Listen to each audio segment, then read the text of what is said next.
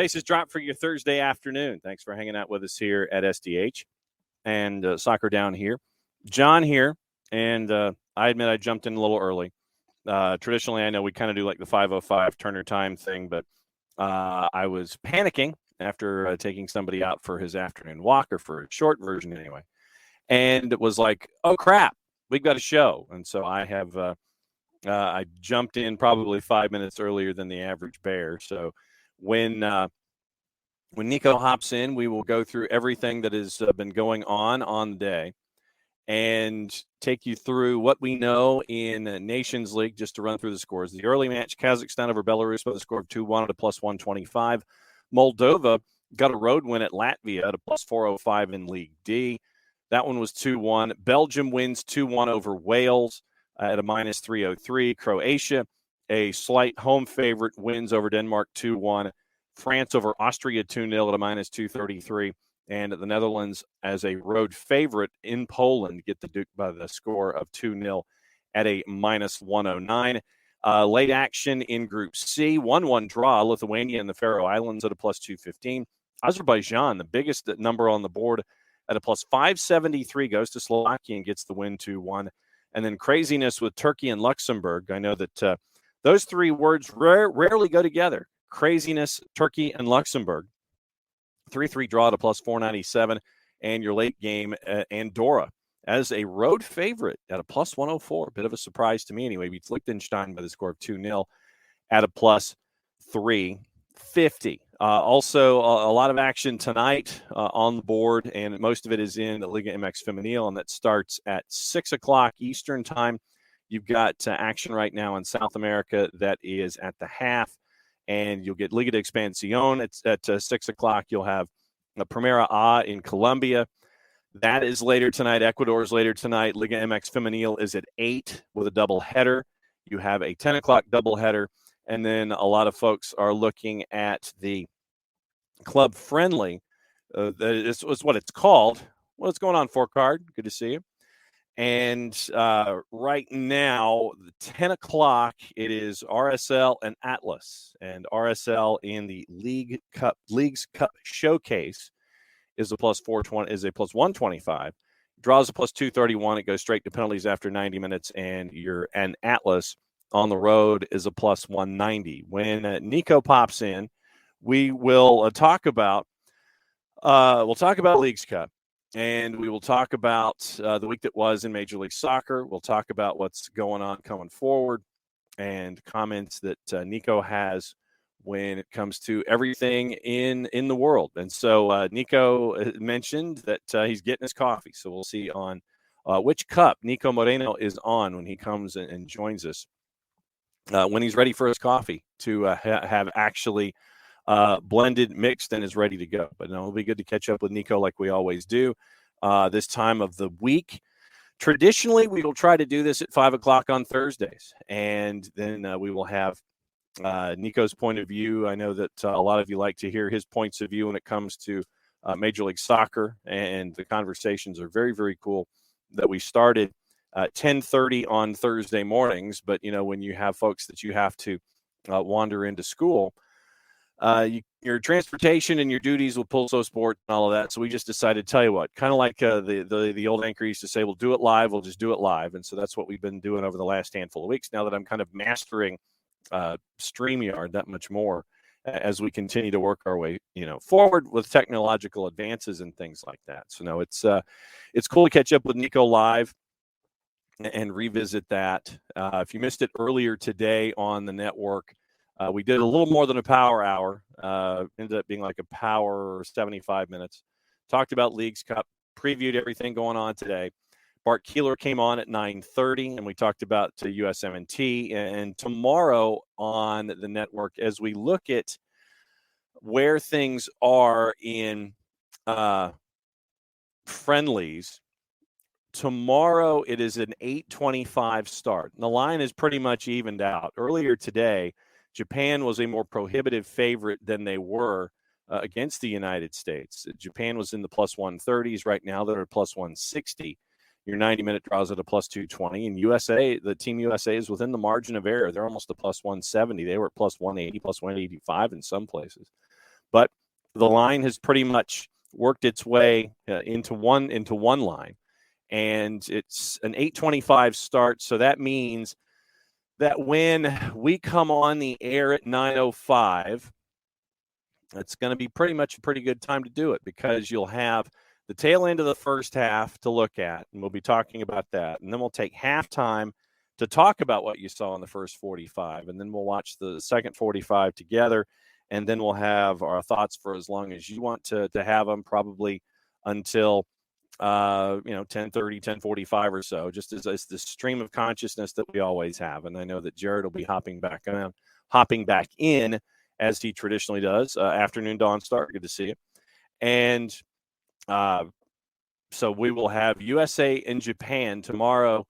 Latter part of the first half is when we'll come on at 9:05, and then we'll carry our way through the rest of the match, and then get your thoughts for the instant reaction after the match. And now that I've heard the magic noise, the man's ready for his third cup of coffee. It's right there with him. So that means one thing: I get to do this.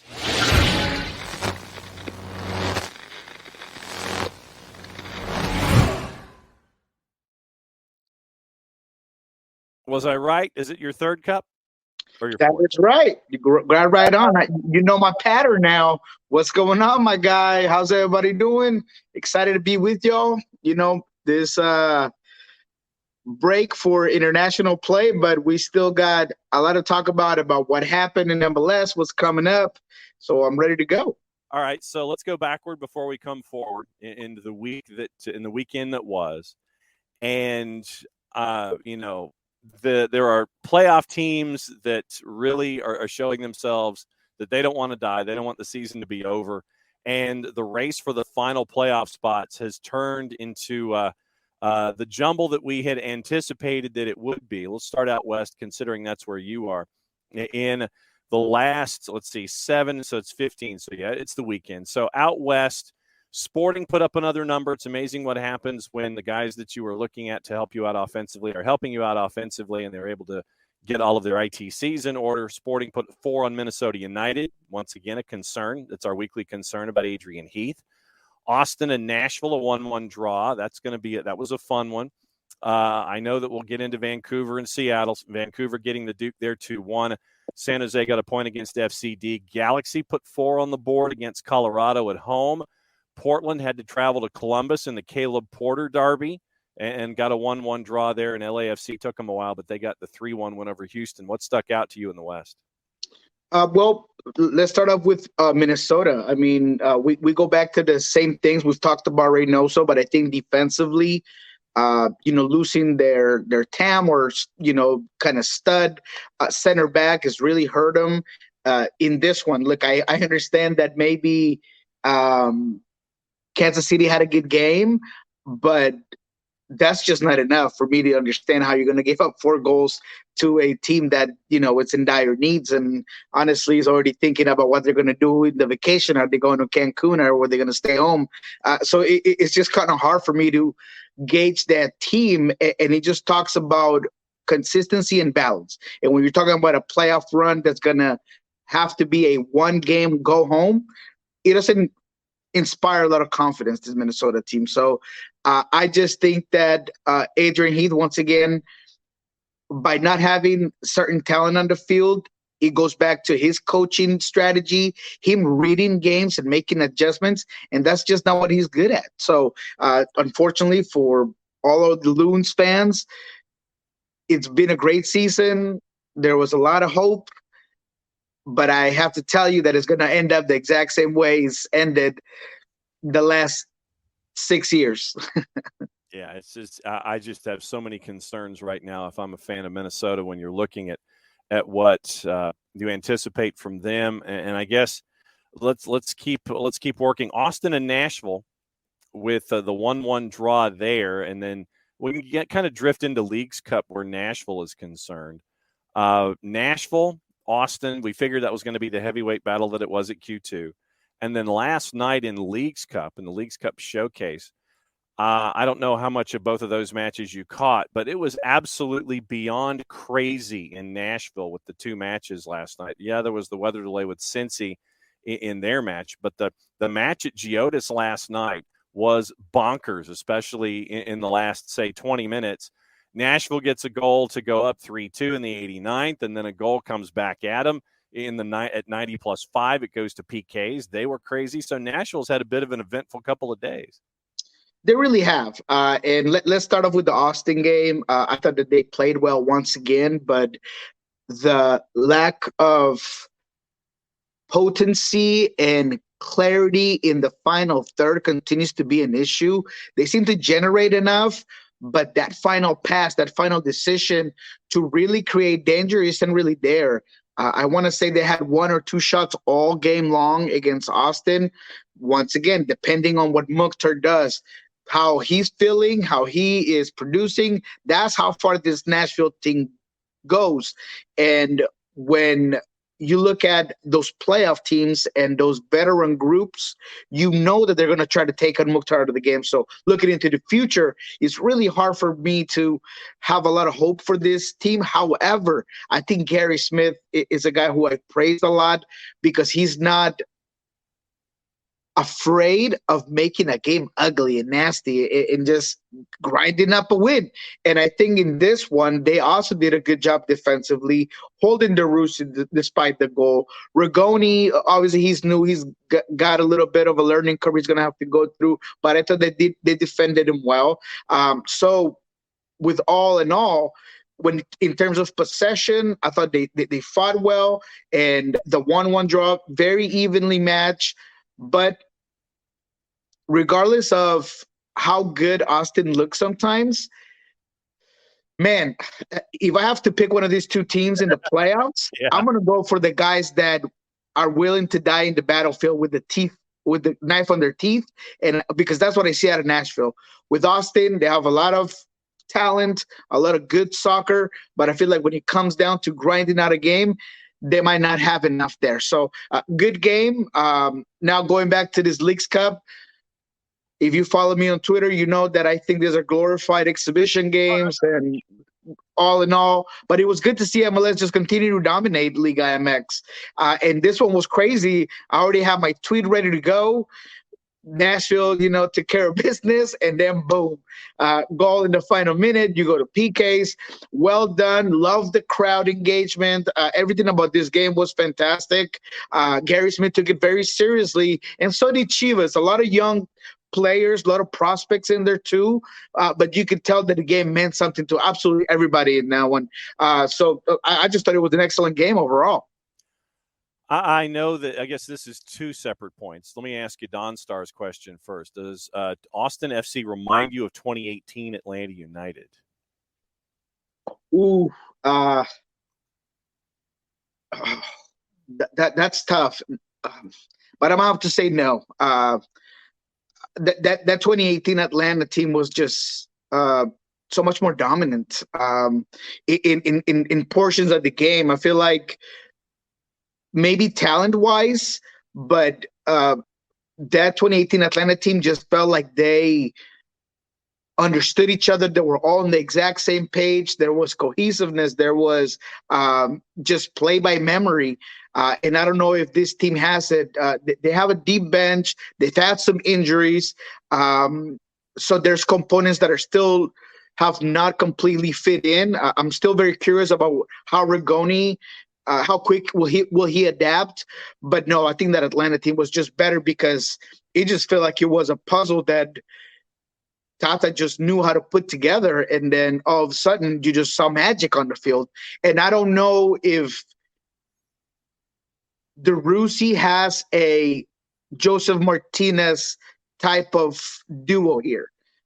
Almiron and Joseph were a killer duo. It was dynamic. It was disequilibrating. He could put up all kinds of goals. In this one, I feel like they depend a lot on what De Rossi will do. And regardless of who's up top, I couldn't really compare him to a 2018 Joseph Martinez. But in terms of talent, they are a good team. Do you think, and as you were breaking down Nashville and Austin, the word that popped into my head was garra. And I was wondering if you thought Austin was lacking in that versus a Nashville team, and that's something that you need in a playoff run. And it sounds like the more that you were talking through it, that's something that Austin is lacking. Yeah, absolutely. I think they get a little bit of that when Alex Ring is on field. But other than that, they really struggle. Oh my goodness, he's escaping my mind. Jesus. Fagundes is a guy that he's an experienced guy. He is a lead by example guy, but he's more of a finesse player. He's gonna make you better in terms of holding the ball and distributing and on set pieces. And Alex will give you a little bit of that fight, but I don't know if as a unit they have that willingness to just grind out games.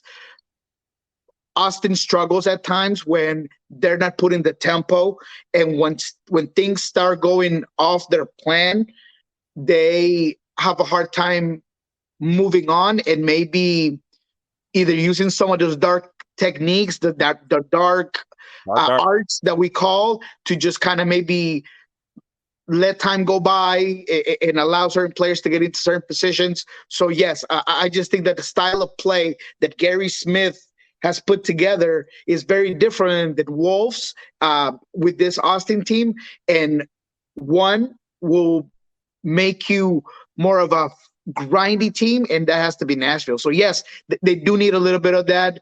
And once again, there's a lot of rotation. I feel like when you look at Nashville, you know that best 11. Yeah. I feel like with Austin, that midfield can really vary. And I think Valencia is a guy that could give them a little bit of different aspects to their game. But once again, it goes back to not having that unit that you know is going to be solid and you know is going to come out and play the exact same way every single game. So, and I want to dial back a second. For those that do not understand the term garra, break that down. And it's the knife between the teeth mentality, and it's been mentioned before. But for those who've never heard the term and understand its context, how would you describe it? Yeah, so garra is just the willingness to go that extra mile, that physicalness, that ability. I'm not saying dirty play. I'm just saying a team that is willing to get out of a hole and understand that they have that fight, that battle. When I think of garra, my mind goes to Ozzy Alonso's, to the Diego Charas, to the just a lot of players that play that midfield and just understand what it takes to just kind of battle, grind games out. So that's basically what garra means. Every Paraguayan teams, national team that I've been able to watch over the last couple of World Cups, they have that garra, that ability to, just grind games. So yeah, that's kind of what it is. Let's get into the two LAs, and it really is two LAs the more that we talk about it. You want to start at the top, or do you want to start with the strugglers? Let's start at the top. All right, LAFC. And you and I have raised the collective eyebrow we have raised the people's eyebrow about LAFC in general. And a lot of the tinkering and a lot of the toys, yeah, I get it. You do it because you can do it. Chemistry is lacking, at least, and I think from our perspective, we think that chemistry is lacking, especially up top, which is where you need it the most as you're chasing after a title. After a win, it was a win that you figured they were going to get because Houston being Houston, it's the end of a season, not making the playoffs. They've got the lowercase e next to their name in the MLS soccer standings. It was a game that you figured they were going to put away. Houston was there for a little bit, but then LAFC put the pedal down. Now that you continue to look at LAFC, you figured they were going to get the Duke against Houston. Yes. This was one of the games that you kind of figured they would win. But they didn't win it the way you would expect them to win it. So, Once again, whenever we go to an LAFC team that brought in as many stars as they did, and that for guys like us has really disrupted what this team was doing, but to others, it makes them above regular expectation, then I'm going to hold them to the regular expectations. So in this one, Houston was not only in it, I thought they were very good for at least the first half. Yeah. If you look at the stats, I mean, the possession is very fought together.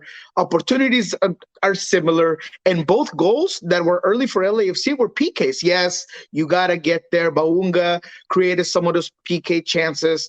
But in reality, from play, there was very little done by LAFC, at least in the first half, right?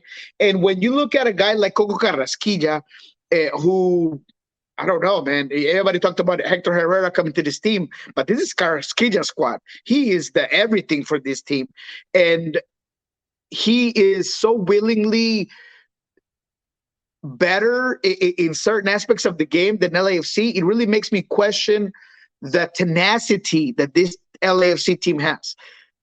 If we're talking about a fragile squad, a team that doesn't have that garra, I'm thinking also LAFC. Because if this game doesn't go their way by a couple of PKs, I don't know if they can win this one. It might have been another draw. So the talent is there. At least I'm happy that Cherundolo has decided, I'm going to keep Bale on the bench. He's not going to be a game changer right off the bat. Maybe if I bring him in off the bench, he might do a little something. So at the very least, I give him credit for that.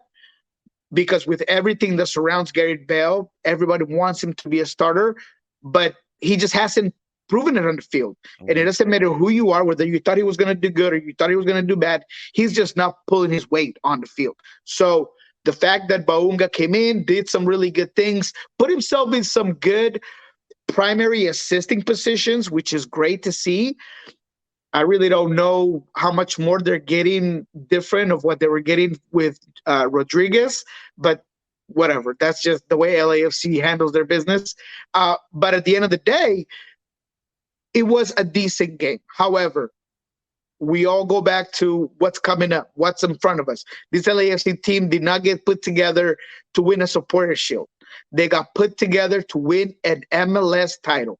And today, I'm telling you that they just don't have that X factor. Yeah, I'm right there with you. I still maintain that there are going to be teams that will go up against them that will be trouble, whether they, sit there and park the entire garage, not just the bus, and try to frustrate LAFC across the board.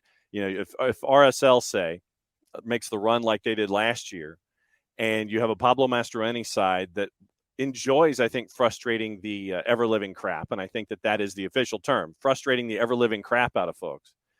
Hey, man, and not just that, but you have a blueprint on how to make this team less effective over all the last 10 games. I mean, you just go back to it and make them turn their fullbacks into defenders, push back Palacios and Holston and make him make decisions, and be good on transition, and double up on Arango because they play wide, but they're not very potent when it comes to bringing in that ball back to the middle. Try to get in Elias' head because he honestly is a firecracker, and you can get him off the game by just being a little extra physical with him. There's just so many aspects to this team that, to me, I'm no coach. I'm not saying that, but that as an analyst, I can tell you that, man, there's a lot of weaknesses within this team, specifically talking about their ability to just grind through a game, man. So, yeah, I just don't see them having that ability to just run through the playoffs. All right, let's go to the other team, LAG. And right now, LAG in the standings as a part of our discussion, 7th right now, match in hand. And they are at 43 points ahead on goal difference with Real Salt Lake, +4 to -4. So they've got that. They've also got the number of wins. They've got the one more win right now than RSL with a match in hand. And they're a part of that grouping. Minnesota United at 6 at 45, who've lost 4 of 5. LAG drew 3, and then they've won 1 and lost 1 in their last 5. RSL has lost 3 of their last 4 to get to 43 points in 8th. Vancouver, here comes the zombie Caps again. Vanni Sartini just coming in from lane 8 like he always does, it seems. But unfortunately, and we'll get to Vancouver and Seattle in just a sec, it was at the expense of the Sounders. LAG right now, you got to win last time out. And when everything comes back in a couple of days, I mean, they are one of the few teams that is going to be working in this international window. On Sunday, it's MLS After Dark. Sorry, Saturday, it's MLS After Dark. Cali Classico, LA at San Jose, and this is one they've got to have in probably the worst possible position to be in. Yeah. So to be quite honest, RSL and the Sounders did them a great solid. They just kind of fell apart when they needed it most. Mm-hmm. The Sounders have always been a team that wins game when they need to. They didn't do it this time. That Vancouver game, we'll talk about it, but it was atrocious. RSL, they have really fallen apart to the full potential that I saw within this team. So the thing about LA Galaxy is that they're in control of their own destiny. Not only do they play San Jose, which you got to give them credit because they've put together some pretty good games and they've really kind of brought it all back at the end of the season. And I know this is not going to be an easy game. They're going to give everything that they have to this LA Galaxy team. But I like some of the things that I'm seeing from the LA Galaxy. And although I was one of the first people that said that they were not going to make the playoffs, when you look at the next couple of games, man, it just seems like they might. Ricky Puig has been a guy that really has changed things for this squad. He is a really influential player on every aspect offensively, distribution, as a conductor of the ball, mid-range shots. Everything about his game has really given everybody in front of him some trust, and they know they're going to get the ball in good scoring positions. So with all that said, I think that they'll handle this San Jose squad, and they might make the playoffs, man. I think that they have everything to do so, especially going against RSL at the very end of the season. Brugman has been someone who came in here as a better Rovelson, right? He was supposed to be a solid defensive six, and you're not going to move. This is where you're going to play. But he's been great up front too, because by nature, and he talked about it after the game, he's an offensive player. So he's giving you that distribution. He's giving you another goal scorer. So this team is really has some pieces here to just make that last push. I didn't think they were going to make it, but I also didn't think that RSL and Sounders were going to fall apart. So with that said, I think this San Jose game will be a good one, but I think LAG and Greg Vanney are going to pull it together and get that win. All right, what about your Sounders? What happened? What did not happen in this game? It was a monumental avalanche of mistakes where you start with a very small snowball and you roll it down the hill, and it becomes this huge, massive problem. And it's lack of active defending, players doing a little more than they were supposed to be assigned to, not coming back on time, bad decision making on where to defend and where to cut off a player in space. Credit to Vancouver for getting the goals, for pressing the way they did, and then for holding that lead against a team that I don't know how they were just not precise. Even when they would get ahead with the ball and they were winning the numbers battle, and maybe a game ago they had showed you that they could put it together in the final third, they just weren't doing it in this one. Jordan Morris didn't look as effective. There was a couple of balls that he could have got to and just didn't. So it was just a tough game for a team that really needed this win, and it hit them hard.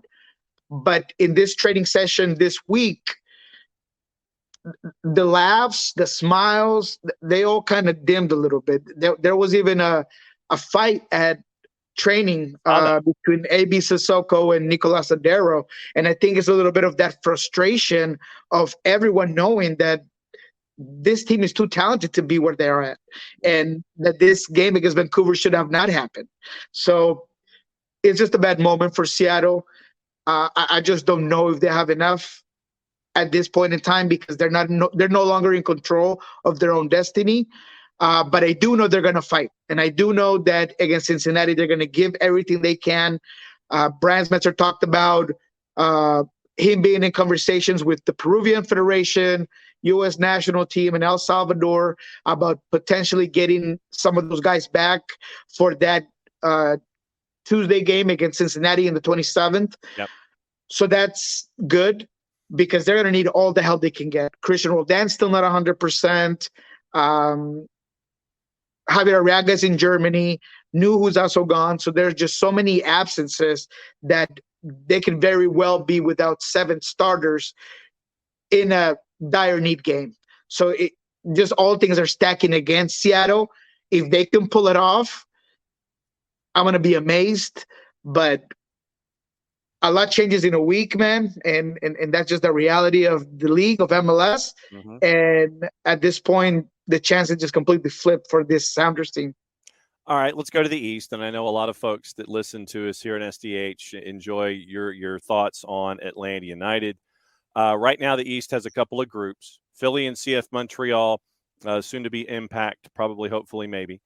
Right now, 5 points separating them at 1 and 2, and they're safe. They know that somebody's going to be 1, somebody's going to be 2. Red Bulls are at 50. They can't touch it because they were 32 matches.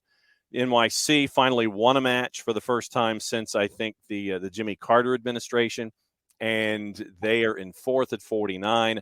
Then you've got group number 3, which starts with Orlando City at 45. They broke a 2-game losing streak last time out. Cincinnati, we know it's going to be happening next for them. They're unbeaten in their last 5. Inter Miami's won 2 in a row at the best time possible. Right now, they're in the 7th spot with more wins than Crew, and Crew can only match them in wins as the tiebreaker, and then you have to go into goal difference, which would help out Crew and not Miami currently.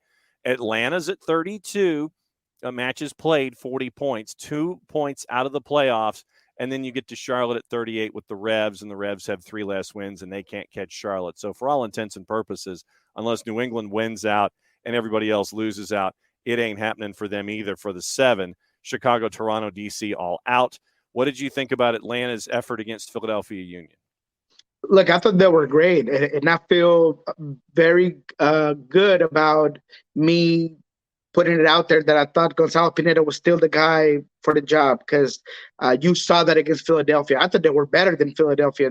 They surprised me in the way they put that team on their back legs, and they pinned back Philadelphia, really made them uncomfortable.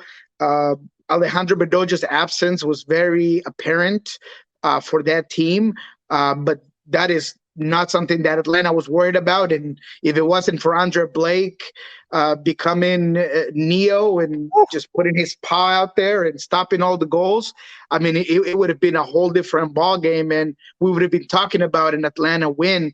But all in all, I thought that Atlanta showed you what they can do whenever they play their soccer, and they're maybe more worried about what they should be doing right than what their opponent is doing right and trying to minimize that. They were very free within the ball. And they were healthy. And they were healthy, but you could see the frustration in Philadelphia that I think they came into this game thinking that Atlanta was just going to lay flat and allow them to just roll right over them, and they saw a whole other monster in front of them. So I really like what I'm seeing from that midfield. I think Almada, Sosa, and Sejic are really working well together. The way they choose their moments to go off with the ball, that back line's looking really solid. Purata has been godsend. I know he's not perfect, and I know that there are times where in one-on-one defending, he lacks a little bit of patience, but he's been very good overall. Hernandez is a guy that I've always been high on, but has been injured and has had so many issues. But I thought he looked good. So there's so many things working for Atlanta right now that you just wish it would have been this team 5 games ago. Yeah. And they could possibly really make a run. But just like you said, it's difficult. to see them making the playoffs unless everything goes their way. However, you know what? You never know. Just win your games, get your battles done, and then allow everything else to happen. So I just think this was a telling game for Atlanta, because sometimes you don't have to get a win to get the crowd behind you and get that crowd once again excited about watching this game. And I know I was. I watched this game twice, and I was just, man, I was at awe of how amazing Andrew Blake was and how close Atlanta was to winning this game. Now, obviously, the last two for Atlanta after the end of the international window at New England, a team that is not going to make the playoffs. So you could see a different lineup for them. And then decision day at home against NYC, a team that can be beaten. And you don't know which NYC you're going to get. Although tonight, the team that they beat for Campeones Cup, they could be losing to an MLS side for the second time in 2 weeks and giving up yet another situation for international recognition. But Atlas, man, next to last in the Apertura right now. It's just, there are teams right now that if you look at the Apertura and Liga MX, 3 teams in particular right now south of the playoff bar, and they are some of the big hammers in the league. And I was stunned when we were talking about it this morning on the show and kind of previewing the match tonight, looking at where Atlas was. And Atlas has only won twice in their 16. They're the worst team in Liga MX. They're possibly the worst reigning champ to play ever. I can't recall a team that has won a title and then come back and look this awful. They're to the point where they could, if this was when relegation was happening, they would have been fighting the relegation. There isn't that at the moment. But yeah, it's a bad team. But going back to Atlanta, I think their biggest issue is the teams in front of them. Yeah. The one good thing is that Orlando and Inter Miami play each other. Mm-hmm. But aside from that, man, it's difficult to see any of those teams really fall off. Yeah. Orlando is in a really good run of form. And God, I don't even know why you invite me to your show, because I always praise Philadelphia and Orlando, which is, 2 teams you probably hate. But Orlando's really put it together after taking care of business in the U.S. Open Cup. Yeah. Really think that Oscar Pareja has every chance. Now, like I said, please invite me next week. But they're a team that could be a dark horse for the MLS Cup, man. But they can't be the Orlando of old, where they would always do the slow fade. It's almost like a Southampton where you hit 40 points in the Prem, you're like, yeah, okay, we're safe. And you just kind of do the slow fade the rest of the year. The last handful of seasons with Pareja in Orlando, or Orlandont, as a lot of folks here in the Southeast footprint say, as soon as Orlando would hit a certain point, they would just kind of coast the rest of the year into the playoffs, and then they get bounced, and everybody's sitting there going, well, what happened? It's the slow fade. You're not seeing that this year. You saw it for a while as they were prepping for Open Cup, and you had the Open Cup hangover. But right now, anyway, you're not seeing that slow fade from Orlando City. Yeah, and I think they're a team that is under the radar good, man. They have a solid midfield. I like what they're doing there with Wilber Cartagena and Pereira, that has kind of resurrected his career. He always had the potential, but never put it together. He's actually putting it together on the field. Love Facundo Torres. I think he's a game changer, and he's a guy that's going to be an absolute stud until he's sold overseas. Yeah. I think Kara's putting it together. Really like Angulo, which is on loan from Palmeiras. He's a Colombian, nifty, electric, dynamic winger. Something that this team has been lacking is maybe someone who could take on those one-on-ones. So they're really putting it together. And you go back and you look a little bit of the guys they've gotten back in Carlo Antonio and all of that, and the bench is not bad. A very good veteran coach that knows how to win in the playoffs. So, man, yeah, this Orlando City team could be a problem. All right. Before you go, we've got the international window. what storylines are you looking at? It could be men's national team for the U.S., could be any other national team that you have in your purview or your radar. What are your storylines heading into the next 7 days before we meet up when you're talking about international play? What are you staring at? I'm staring at U.S. national team MLS duo looking like the Qatar starters. Okay. And I'm talking about Zimmerman and Long. I think that with injuries and everything going on within the U.S. national team, if Aaron Long could put together a good, solid, friendly performances in these friendlies, maybe we're going to see Zimmerman and Long as the starting center back duo. And with all of the talent out broad, I think it'd be interesting to see those two really working out for the U.S. men's national team. Really looking to Mexico and what sensation they leave us with. This Mexico team has struggled, has injuries, no goals. They've disappointed completely their fan base, but they stuck to their guns and they stuck to their coach. So now they got a couple of friendlies. Peru against Mexico is a real good one. Raul Ruiz is going to be part of that one, and I'm excited to see what that one goes by. But that's another storyline. Did Tata figure it out? Is Mexico still the team to beat from CONCACAF? Because I don't know. I think the U.S. men's national team is, but there are many who still believe that Mexico is still the giant in CONCACAF. So I really want to see how that plays out. And in terms of outside of our region, perhaps Ecuador. I think with everything that has already been put behind with them going to make it to Qatar, regardless of the issues with their right back that had some falsified concerns, documentation, and they didn't know if he was going to make it. He's Colombian, he's Ecuadorian. So with that just dropped in the back, I really want to see how good they play in this couple of friendlies. For me, they are a team to watch from CONMEBOL. They're a team that has never made it very far in the World Cup, but that I think has a lot of young talent. So I'm going to be looking at how good they play. All right, so then my last question for you. Tata Martino said he's only taking 3 strikers to Qatar. This is from Nico Cantor earlier in the day. Mexico's depth chart has 4 candidates. If all are healthy for the World Cup, who are you leaving out? And your 4 are Raul Jimenez, Funes Mori, Henry Martin, Santi Jimenez. Who stays home? I'm going to go with Funes Mori.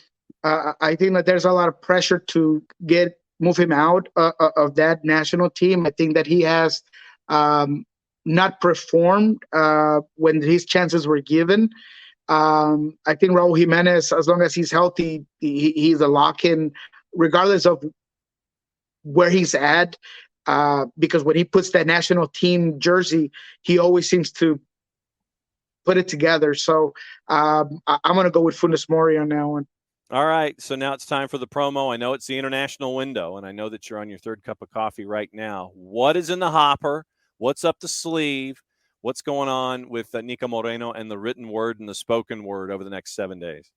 All right. Well, we got a couple of good things. One of them is an interview with Nicolas Sodero that we're going to put together this week. I mentioned the Hispanic Heritage Month, so I'm doing that, as well as a recap with Yemer Gomez Andrade, center back for the Seattle Sounders. Kind of touch base with him about the ups and downs of this year. So I'm putting together a really nice article for Sounder at Heart. And those are the 2 biggest things coming up here for us. El Rolo and W, as always, hanging out with us on a Thursday afternoons now in the Eastern time zone, and earlier, right as school is letting out over there on the West Coast. Niko, as always, my friend, great to hang out with you, and we will catch up with you in 7 days, where the playoff picture in Major League Soccer, I anticipate, will be that much more muddy, and we'll have more to talk about. Happy to try to clean it up and figure it out with you, my friend. Thank you for inviting me, regardless of my opinions and wacky thoughts. Appreciate it, man. It's all good. Mucho platial. It's the end of the show, which means I get to do this.